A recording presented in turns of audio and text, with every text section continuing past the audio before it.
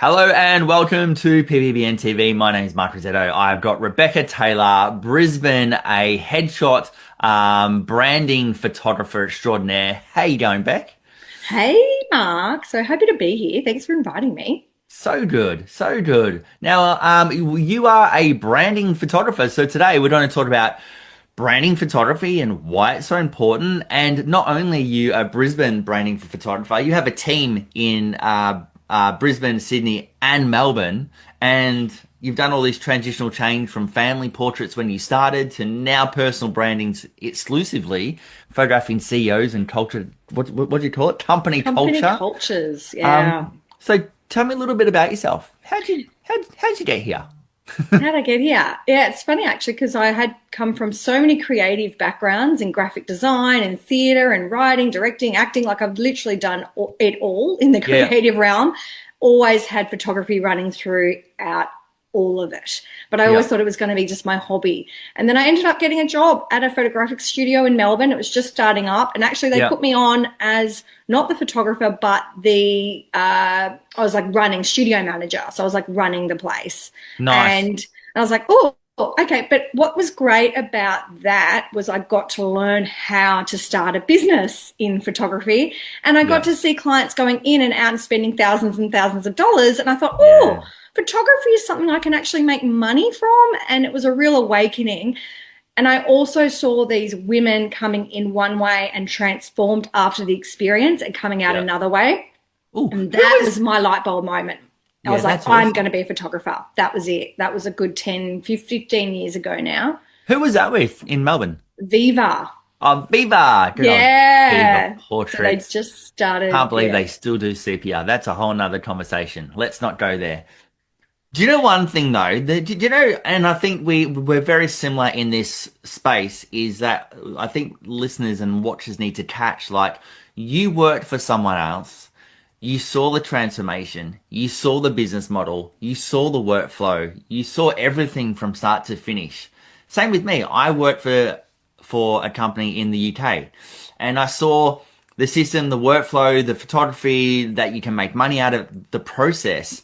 Like, how valuable was that learning to be where you are today, having that foundation to start with? Yeah.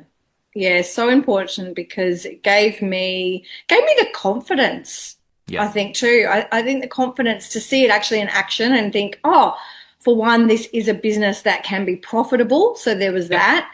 There was also confidence around setting up and marketing and thinking yeah, about that whole side. There was also the confidence around the customer service, and the journey that you take a client through from absolutely. the initial, inquiry right through to the production side. So I think it was all of those layers that gave me that real confidence to go, I'm going to set up a website, I'm going to start this thing, and just get it off the ground. And yeah, so Yeah. I think working with some other business or photographer working alongside them for a while is really quite yeah, instrumental in your All right. getting it off the ground. Yeah, okay. So random, we're not even going to talk branding yet. Random thought with this though. Like, do you think that the modern 2025 photographer or the photographers in the last 3 to 5 years, they literally because there's so much, well, how am I trying to put this? Because there's so much content readily available through the PPBN, through YouTube, through the $27 download. This is how you become a seven figure photographer. Like, there's so much, like, I'll, take you to six figures in 30 days with this $120 Mm. course. Three-step process, yeah. Yeah, watch my four-step process that I've got an 18-page guide on how you run it. Anyway, you get the idea. Um, that photographers now, they don't have that grounding experience with studios like we used to have. You talk to anyone in our era, Mm. right? We all generally started somewhere with someone and then have grown on to do great things and be successful in our own space.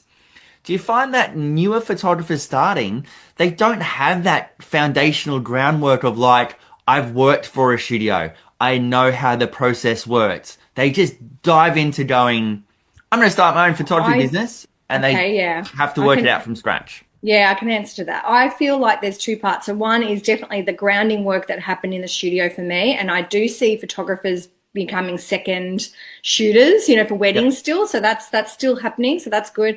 And there's also the coaching industry. So you're Yep. getting firsthand, other photographers sharing their expertise. So I think that didn't Yep. exist as much for me when I first started. So Yeah, I it wish didn't. there was more of that. And there also, yes, there was YouTube videos and there was definitely trainings, but I learned so much of it on the job.